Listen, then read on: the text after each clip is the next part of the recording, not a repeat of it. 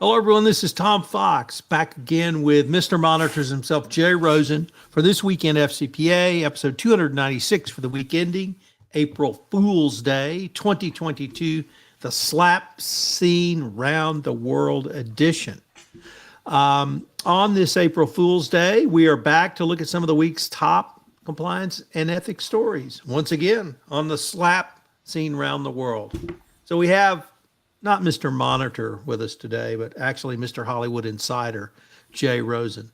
Long-time Hollywood Insider with lots of Scooby on the Inside Scoop, which is going to be very appropriate for our first topic, which of course is the slap scene around the world. For those who just arrived back in the United States from their trip to Mars and didn't have an internet connection, Will Smith physically assaulted Chris Rock at the Oscars with a slap because Rock said something about his wife and her lack of hair, which is due to a medical condition. That led to Will Smith getting up from his seat/table at the first row of the Oscars, walking on the stage, and with Chris Rock standing there with his hands behind his back, slapping him across the face. Chris Rock, to his credit, really didn't respond in a negative way. And then if you were watching live, the feed was lost due to technical difficulties, but there were numerous other non-NBC cameras there, and they caught Will Smith in full flavor after he went back to his seat and voraciously engaging in non-PG language, which will not be repeated on This Week in FCPA because we're a PG show, cussed out Chris Rock. It was ugly all the way around. Will Smith, of course, won the Oscar for Best Picture for his portrayal of Venus and Serena Williams' father, Richard Williams, in King Richard. He did not apologize to Chris Rock in his acceptance speech, tried to justify his actions, saying that basically don't insult my wife. The next day, he did finally apologize in writing. Chris Rock has not responded formally. He declined to file a police report. Nobody came out of this looking good. And I guess if there is someone who did, it's Chris Rock, but I didn't see it. I read about it the next morning. And when I read it, I went, oh, man, they've stooped to lows in the Oscars to stage a faux slap. Well, it wasn't a faux slap. So from your Mr. Insider position, what did you see, read, hear? How is this playing in the entertainment capital of the world? Well, I'll tell you, first of all, how it's playing in the Rosen capital of the world. I was watching with my youngest daughter, Millie. And as Chris Rock came out, I said, Millie said, I'm not going to predict anything, but I think it'll be very interesting to watch Chris Rock out there. And I wonder if he's going to say anything to piss anybody off because he has a reputation of, getting a rise out of people. So no longer than after I said that, Will Smith walked over and smacked Chris Rock, and Millie and I looked at each other and we're like, well, this is a crazy way to try to get the ratings up. And then we saw the sign and the thing. So it was all confusing. And then to watch him go down when he accepted the Academy Award, both Millie and I thought, and Rebecca chimed in, my wife, that I guess the Academy knew he was going to win the Oscar, so they kept him around. So it just all seemed a little bit, fishy. And then as we've gone further in the week with the media, supposedly Will Smith did apologize to Chris Rock, but Chris Rock says he hasn't heard from Will Smith. Last night, Chris Rock went on with the first of two shows in Boston at the Wilbur Theater. So I think, as you said, Chris Rock has to get a lot of props because he managed not to engage Will Smith in any type of fisticuffs. And what I was trying to explain to my daughter was that, Chris Rock has a reputation of being a shock comic at times, and I had to explain to her about the whole reference to Demi Moore and G.I. Jane. But when you're a public personality, you're a sports star, you're in politics, you're in the entertainment business, you have to kind of have a stiff back on these things, and people are going to make fun of you. And I didn't read the whole story, but earlier today I saw a headline saying that Chris Rock has a history of making fun of Jada Pinkett Smith, and this goes back 15 to 20 years ago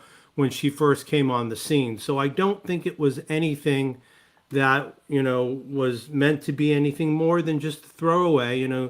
It's Ricky Gervais can be much worse than that when he skewered the people at the now defunct Golden Globes. So I would say we're in a real interesting spot now. The Academy has given him 2 weeks to respond, but in your article, Tom, if you could talk about, you looked at this as what happened if this happened on the shop floor, or what happened if this happened at your company. What are the things that people out there need to consider if they're their own CCO? How would they react to this in their workplace? Jay, before I get there, could you maybe set up the scene with a little more of your insider Hollywood? What is the Academy of Motion Pictures and Sciences, and what is the Dolby Theater? Okay, so the Dolby Theater used to be known as the Kodak Theater when people used to use movie film, and now everything's shot digitally or to a limited amount of film.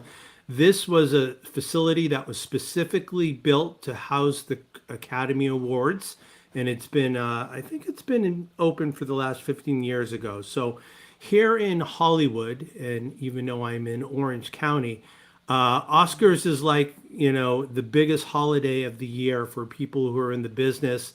If your film is nominated and you get invited to go, it's quite a big kudo for you. People get up, they get dressed. Hopefully they get, their tuxedos and their dresses and their makeup done. So that's the whole thing about the Oscar and going to the Dolby Theater. And the Academy Award is a closed shop. So we would say that if you win Academy Award, you get to be a member for a lifetime, and then you vote for your different guilds. So if you are in special effects, you get to vote for one of the 5 films that are nominated for best special effects. Same thing for the Costumers Guild or the Makeup Guild. So you getting into the Academy is one of the crowning achievements that you can have in your career. So to have the Academy come to you and tell you that they're going to revoke your membership, it could be a huge thing. So, I think that kind of sets up those two things, Tom. So because I want to bring up the Academy in this, and they actually run the Oscar ceremony, the Academy's Oscars. So I wrote a blog post on this, and I really wanted to draw out some compliance lessons. So what happens if this happened? What if this had been at the Dolby Theater and a concessionaire had slapped someone who was in attendance? Well, I can tell you what would have happened. That employee would have been fired on the spot. They would have been physically hauled out of the building. They may have been prosecuted. None of that happened to Will Smith. Sometime after the events of Sunday night, the Academy said, well, they asked him to leave and he declined. I read reporting from Vanity Fair today, and they said, well, maybe that really didn't happen after all. So it's unclear what the Academy did. So for the compliance professional, absolute first thing is, and this is an inviolable policy, no violence at the workplace, period. That doesn't mean guys can't, be guys and do locker room stupid stuff to each other. I'm not talking about that. I'm talking about when you walk up to someone whose hands behind their back and you slap them with force in the face or any other part of their body.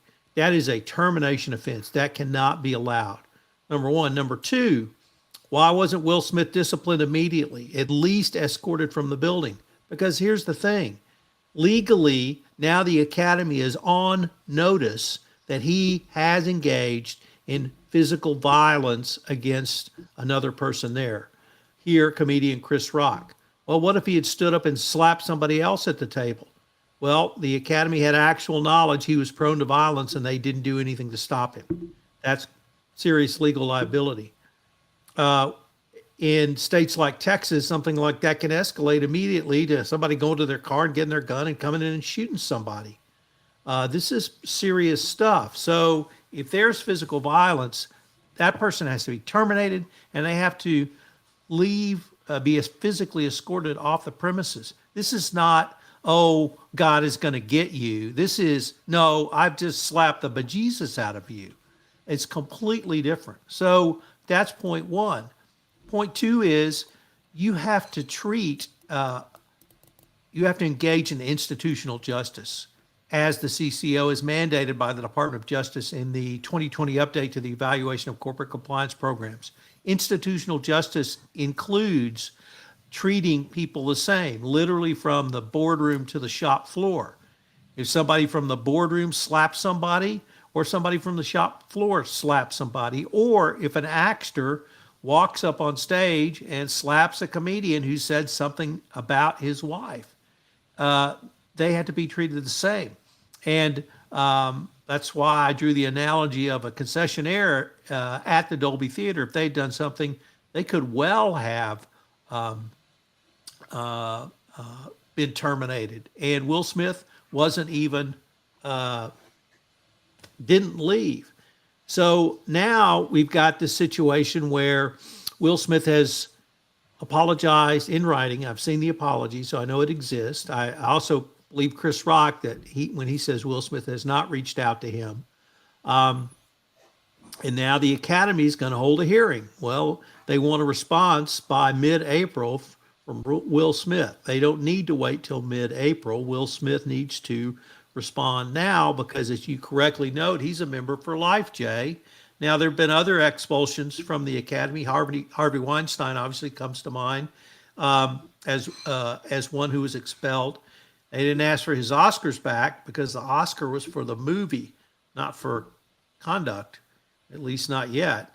And so what's going to happen to Will Smith? Is it going to be, F you, strong letter to follow? Is it going to be wag their finger and say, don't you ever do that again?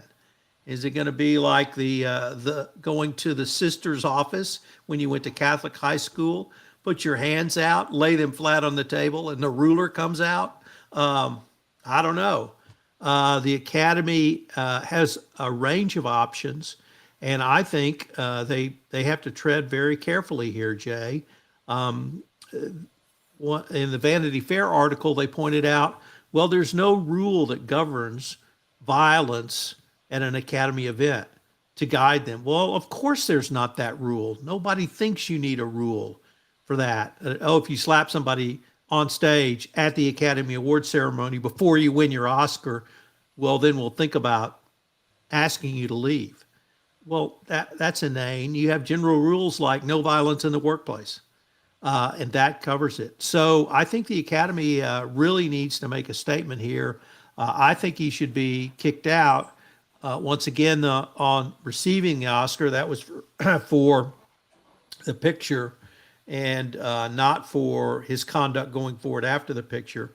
So I don't think he should be stripped of his Oscar, but there needs to be serious consequences for this, because this kind of behavior, whether it's between college buddies, whether it's a long-standing feud between a comedian and an actor, whatever it may be, Chris Rock was literally standing there with his hands behind his back. And I'm not sure I could have done that if somebody had bounded up on the stage after I just said something that they obviously didn't like. So lots of lessons learned here, lots of things to think about. Violence in the workplace is endemic in America.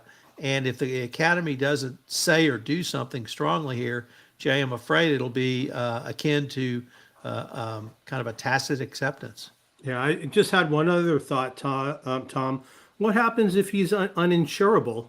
How do you buy insurance for him on his next movie? Because he's somebody who's been prone to violence in the past, and he just reacted this way on the Academy Awards. So maybe he's going to be unemployable because of 2 seconds of his life that he's never going to be able to take back. It's a great point. What I would say, Jay, is there are consequences to actions, and you need to think through the consequences.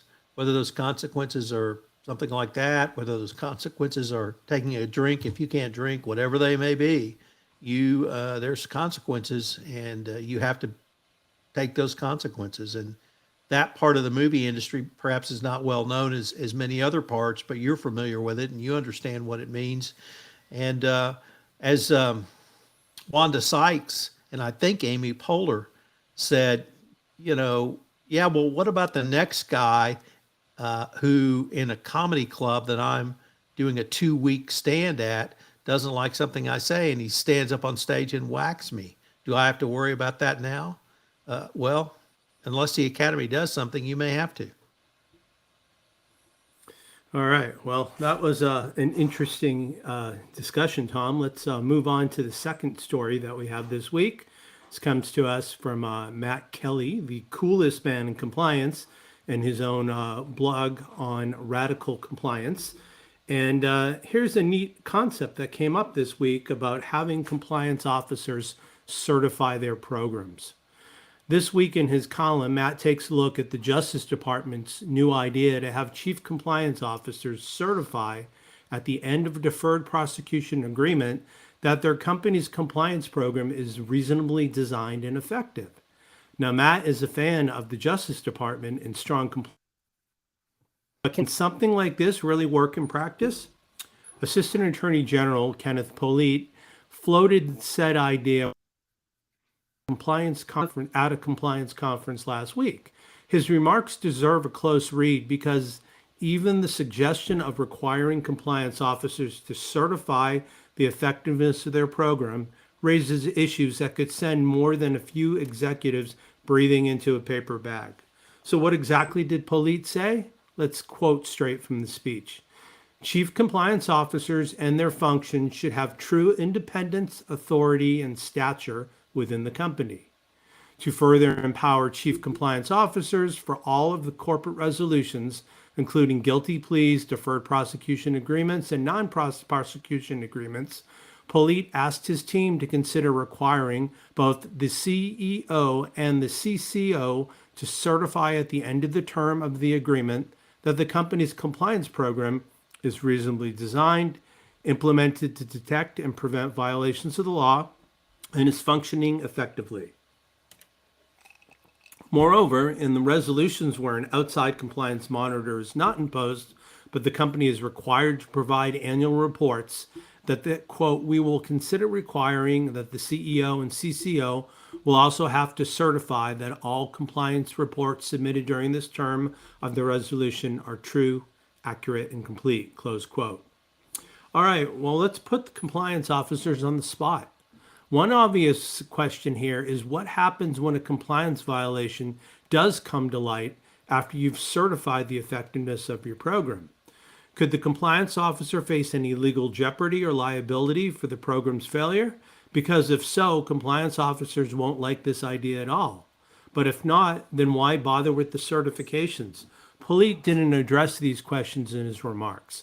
The implicit point in the certification is that the signatory assumes some responsibility for the promise you're making, except compliance programs have a multitude of moving parts, and many of them well beyond the first line compliance. The design of IT, data governance, the quality of personnel, first line operating units, decisions about entering into high-risk markets, and so on. So if the Justice Department insists on compliance officers certifying the effectiveness of their programs, one of two outcomes could happen. First, the CCO will make those promises he or she might not be able to keep, or two, the CCO will gain much more influence over those forces we mentioned to live up to the responsibility. Obviously, the first outcome is untenable. Compliance officers worry all the time about liability for program failures beyond their control, and this scenario would directly play into those fears. That said, Matt's not so sure that the second outcome is much better. Haven't we said since time immemorial that business units own their risk?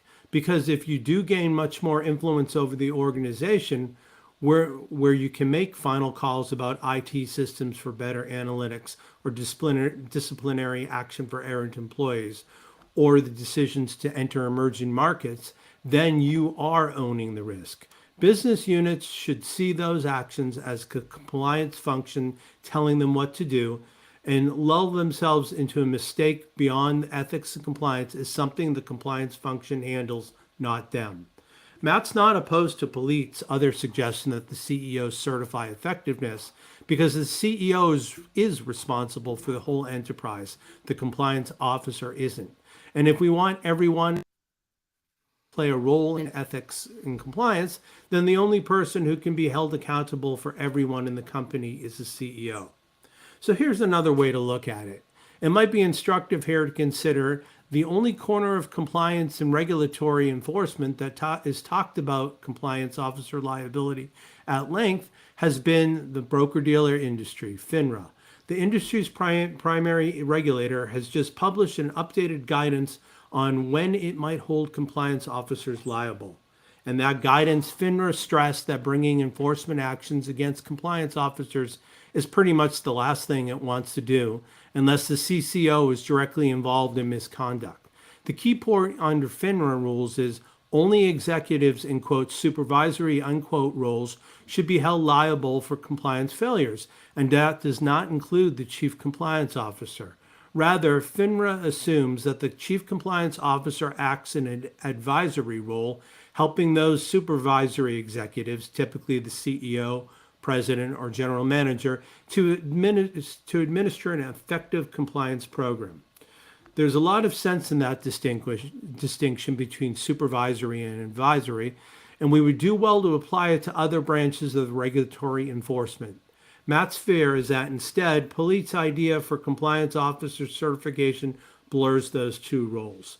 To be clear, Matt does believe Polite wants to support and work with compliance officers. He pulled a stint as a chief compliance officer at Entergy in the 2010s and has a sense of challenges they face. We just need more detail, like a formal policy statement posted to the Justice Department website on how these certifications would work in practice. Tom, can you tell us about the coal executive who was indicted under the FCPA? Yes, I can. Harry Casson wrote about this in the FCPA blog, came out today. A coal industry executive was indicted for attempting to or bribing an Egyptian government official at the Al Nassar Company for Coke and Chemicals, a state-owned enterprise in Egypt. The bribery mechanism was relatively straightforward. Consultancy fee paid to based upon a fraudulent or sham invoice and then a wire transfer. Interestingly, the individual who was indicted, Charles Hobson, is still working in the coal industry, and his LinkedIn profile, according to Harry, says he's the president and chief executive officer at the Knoxville-based Capo Glow Mining LLC. So if I were Capo Glow Mining right now, or Copper Glow Mining, I would be seriously considering having Mr. Hobson take a leave of absence. Jay, we have another article from the FCPA blog, but this time from Dick Casson. What does Dick have for us? Dick has a somber piece here looking at the war in the Ukraine and asks the question, when does a bribe become a, quote, good bribe, unquote? As of March 27th, the number of refugees fleeing Ukraine since the Russian invasion has reached a startling figure of 3.9 million people. Most of the refugees, mainly women and children, are now in the neighboring states of Poland, Romania, Moldova, Belarus, Slovakia, and Hungary. Without trivializing their plight, Dick asked if it matters how those refugees cross the border, and how should we view their use of bribery if they needed to reach safety? That refugees sometimes resort to bribery at border crossings and elsewhere is common knowledge. But it's also true that bribery is now universally criminalized and condemned because of its devastating effects. So how do we reconcile the insidious plague of corruption, as the UN Convention Against Corruption describes it, with refugees resorting to bribery in order to protect their lives. The legal rights of refugees and obligations of countries toward them are embodied in the UN's 1951 Refugee Convention and 1967 Protocol, which have been adopted by more than 140 countries around the world. The 1951 Convention defines a refugee as someone who is unable or unwilling to return to their country of origin owing to a well-founded fear of being persecuted for reasons of race, religion, or nationality. The cornerstone of the 1951 Convention is the principle of non-refoulement contained in Article 33. According to this principle, a refugee should not be returned to a country where they face serious threats to their life or freedom. Individuals are not entitled to refugee status if they've committed a crime against peace, a war crime, or a crime against humanity. To Dick's knowledge, the UN High Commission for Refugees, the agency that administrates the 1951 Convention, hasn't spoken publicly about refugees using bribery, probably because any seeming endorsement of corruption violates UN principles. However, in a 2015 white paper authored by two members of the OECD Directorate, they talked about how the smuggling of refugees and corruption to leave their home country or enter to a destination country, refugees often need to resort to extra-legal measures. This term of art the authors had in mind include bribery. A sidebar in the paper with the heading Opportunities for Bribery lists as potential bribe recipients border police, immigration officers, transportation, and housing professionals. Although the OECD paper raised the topic, scholars have been reluctant to discuss refugees' bribery any further. One scholar who nevertheless stuck out his neck is Philip Nichols, professor of legal studies and business at my alma mater, the University of Pennsylvania's Wharton School. He wrote in a 2015 Law Review article about what he calls good bribes.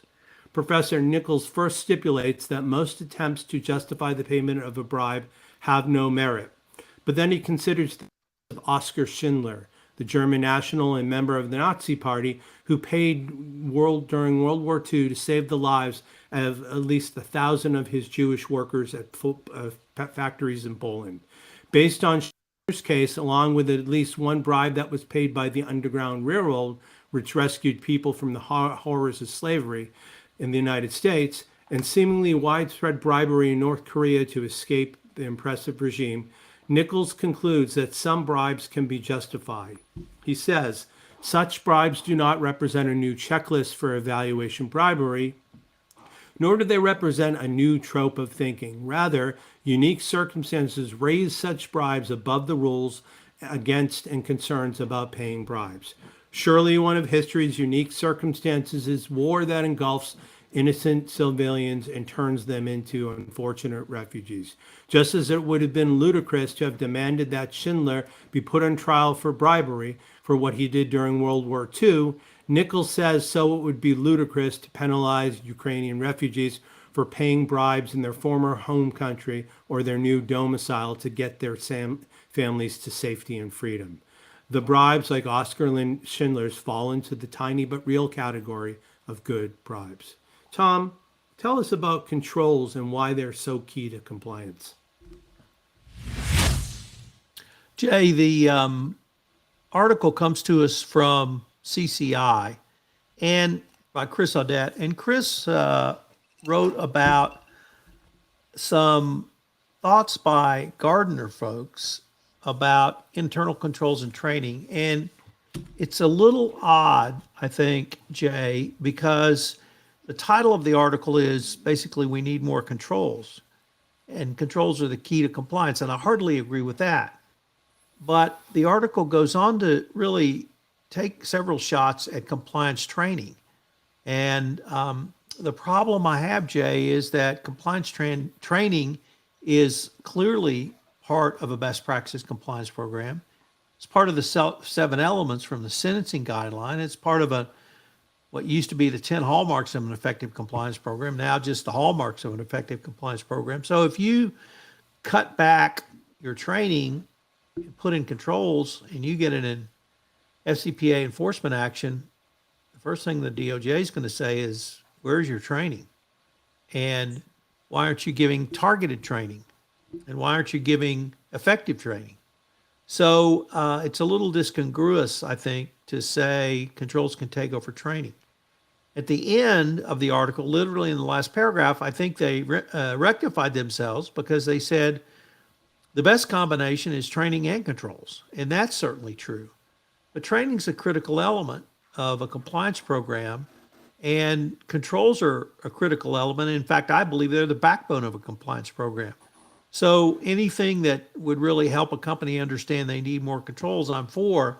But to say it's going to take the place of your training, I'm not sure that the DOJ believes that. I'm not sure I believe that, and I'm not sure that's the best practice of a compliance program going forward. So we had a declination with disgorgement this week. Jay, you want to tell us a little bit about that? Sure. This comes to us from two sources. Third article today from the FCPA blog, this one by Harry Casson, and then also from one of the good friends of the podcast, Dylan Toker, over at the Wall Street Journal Risk and Compliance Journal. And here's the story. Jardine Lloyd Thompson Group Holdings Limited, which is a subsidiary and owned by Marsh McLennan Companies, was notified by the Department of Justice that it would decline prosecution and credit, I guess that's give money back, $29 million in disgorgement the company paid to the U.S. Serious Fraud Office, UK rather. The DOJ said pursuant to its corporate enforcement policy in the Justice Manual and the principles of federal prosecution of business organizations that it would decline to prosecute the UK-based insurance company for violations of the FCPA. The DOJ's declination letter was dated March 18th of this year and said the agency would credit 100% of the $29 million in disgorgement the company paid to the SFO.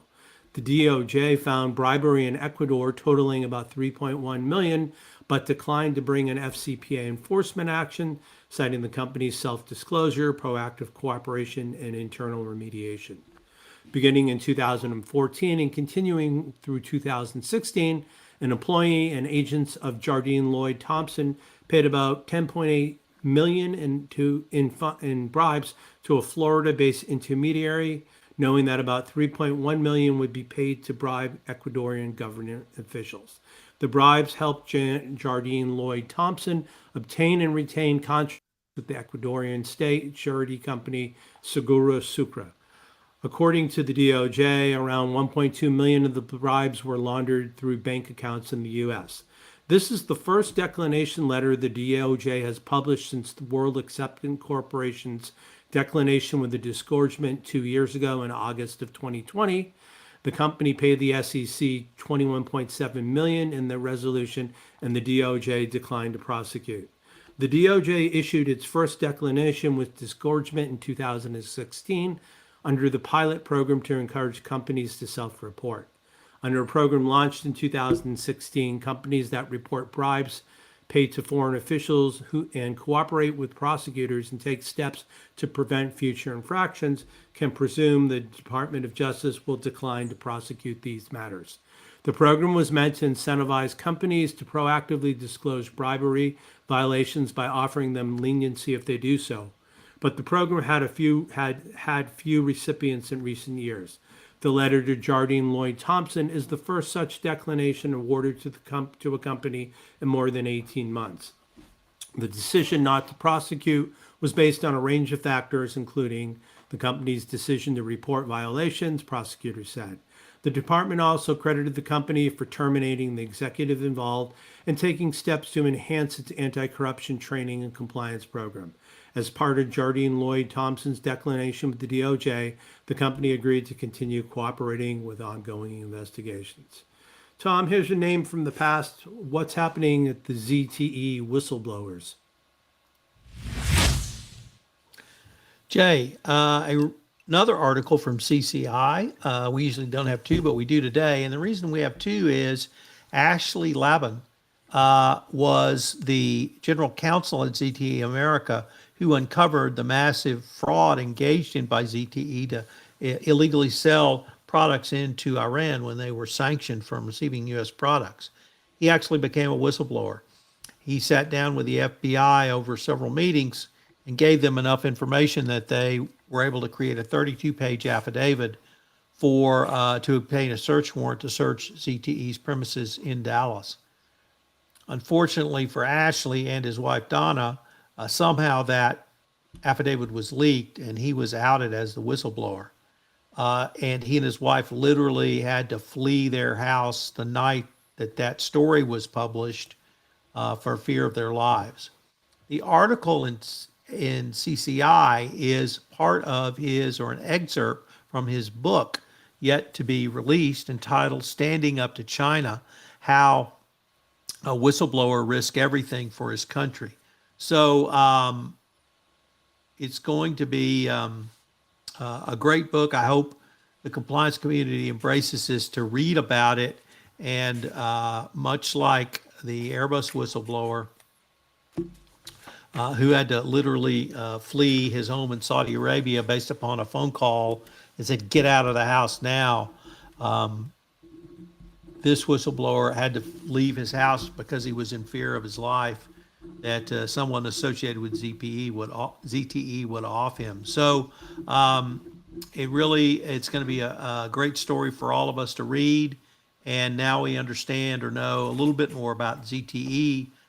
We didn't cite to it in the show notes, Jay, but ZTE last week, because it didn't happen this week, and we only report on this week in FCPA, not last week in This Week in FCPA. And last week, ZTE got out of the first monitorship from these violations that Ashley Laban reported. There was a $890 million fine, a monitorship reported. Interestingly, Jay, the court order releasing it from its first monitorship, and I'll get to the second one in a moment, basically found that ZTE had likely engaged in criminal activities since or during the pendency of the first monitorship and literally invited the Department of Justice to investigate. ZTE also had a second fine and penalty, Jay, a $1 billion fine and a monitor imposed by the Department of Commerce as opposed to the court for a period of 10 years. And it's not clear why the district court allowed ZTE out of its monitorship, but it did. And it basically turned over everything to the Commerce Department's monitor. Clearly, ZTE was a company that was not doing business legally in the United States and needed to be severely spanked, and they were. But no one should be in fear of their lives when they release information about the illegal actions of their company. So I look forward to reading Ashley's book, and I urge you to read the excerpt from on CCI. Jay, next up, we have a little bit more on whistleblowers. What did Jan Stampers tell us in Risk and Compliance Matters? Well, as many of our listeners know, whistleblowing is the work in the workplace is a process where an employee, the whistleblower, reports to an authorized person a certain type of misconduct. Whistleblowing examples can include criminal activity such as the theft or unethical or unjust behavior in the workplace, including being racist, sexist, or homophobic. In the workplace, procedures for handling whistleblowing and whistleblowers can vary from company to company.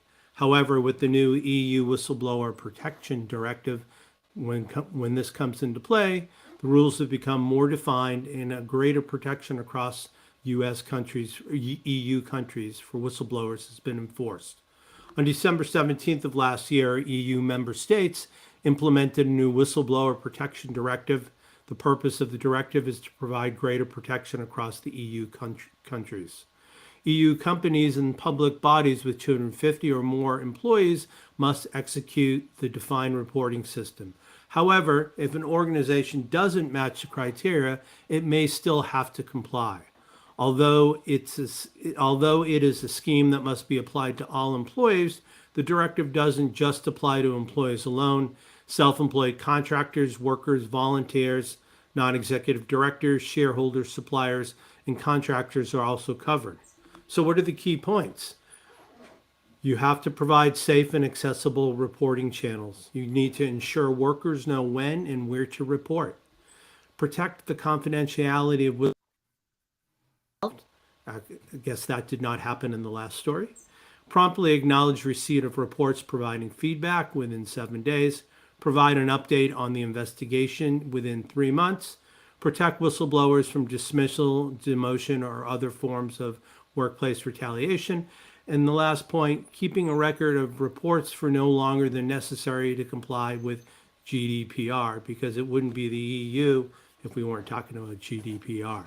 The article closes with 5 whistleblowing tips that board members need to know to measure the success and challenges of their business. First, if employees are not raising concern, that is not good news. Just because reports aren't being made doesn't mean misconduct isn't happening. In fact, 85% of Europeans believe that workers very rarely or rarely report their concerns. Next, receiving more whistleblower reports is generally a good thing. An organization's board members need to be educated so they know that receiving a high number of reports is typically good for your business. 3, employees must trust the whistleblower program. Board members need to understand that employees will only raise concerns if they trust the whistleblowing program. 4th, the more reporting communication channels you provide, the more reports will be received. That seems to make pretty much sense on the surface. And finally, an effective whistleblowing process can bring sufficient benefits to the wider compliance program. Companies that implement a successful whistleblower procedure can gain additional insights into the employee's mindset. So what's next? Many globally common factors, such as the rise in awareness surrounding the ethical treatment of people, mental health, COVID-19, and workforce human rights, are bringing the topic of whistleblowing to the forefront in media and for businesses. With the EU Whistleblower Protection Directive now firmly in place, it's more important than ever for companies to put into action the new rules while encouraging employees to do what's right. Tom, tell us about the fine line between compliance and evasion of OFAC sanctions. Can do, Jay.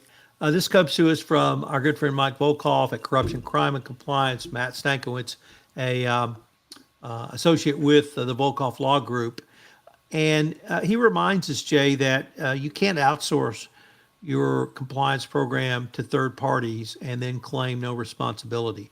Certainly you can have outsourced part of your program, but what you can't do is what many have tried to do, which is hire third parties to do the work on trade and then claim, well, it's not me, it's the third parties. And Matt and Mike remind us of this, and it's particularly important, Jay, in light of the tremendous uptick in sanctions around Russia and the Russia invasion of Ukraine. Should be on the forefront of everyone's mind. And if we move to another level of sanctions, which would be secondary sanctions of if you can't do business with a company that does business with a sanctioned company, that's going to provide an entirely new level of scrutiny. I heard a great phrase from our colleague Jonathan Armstrong in a podcast he and I did yesterday. He called it double due diligence. You'll have to do diligence on your direct third party or your counterparty, and then you'll have to do due diligence on the people who are their direct counterparties. And if we have to get to that, Jay, it's going to cause our friend Candace Towle to have a whole lot more work. So, but the bottom line is don't outsource things you can't outsource. You're responsible. You're responsible for trade compliance. You're responsible for anti-corruption compliance. You're responsible for money laundering compliance. So don't try to outsource. And once again, great article. Jay, our last article is about the delivery of proposed sustainability guidelines from the ISSB. What did you see in there that might have caught your eye? Sure. So there's a lot of acronyms here. I'm going to fight my way through this one. But as Tom noted, the ISSB, the International Sustainability Standards Board, which was established at the COP26 to develop a comprehensive global baseline of sustainability disclosures for capital markets, has launched a consultation on its first 2 proposed standards. The first sets out general sustainability-related disclosure requirements, and the second specifies climate-related disclosures. These proposals, which are exposure drafts, build upon the recommendations of the Task Force on Climate-Related Financial Disclosures and incorporate industry-wide industry-based disclosure requirements.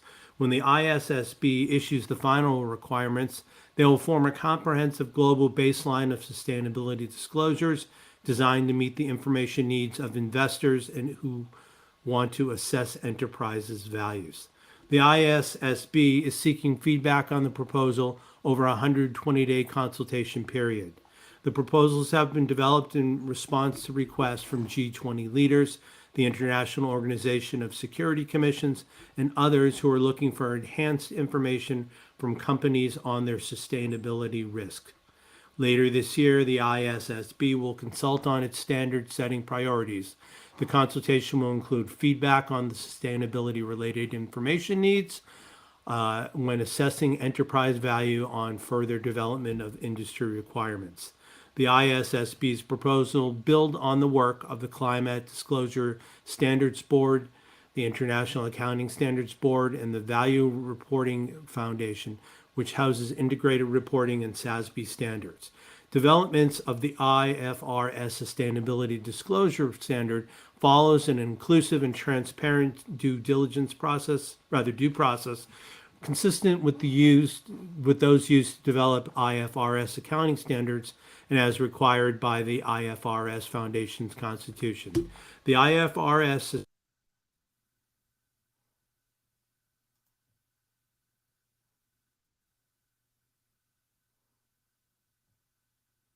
requirements those intended to meet broader stakeholder and shareholder needs. Thus, in addition to commenting on the proposals, stakeholders are encouraged to respond to other relevant public consultations being undertaken by jurisdictions on sustainability reporting. Tom, that's the end of our stories for this week. Why don't you give us a preview on the Cornucopia podcast we have?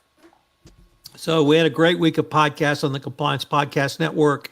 What's the intersection of sports and ethics? Well, Jason Meyer, our friend, explores, and I explored on a jointly released podcast that we did honoring Ethics Madness. Jason does an annual sports and ethics show that he used a variety of tech on over the years, live tweeting, live blogging, and this year we did a podcast.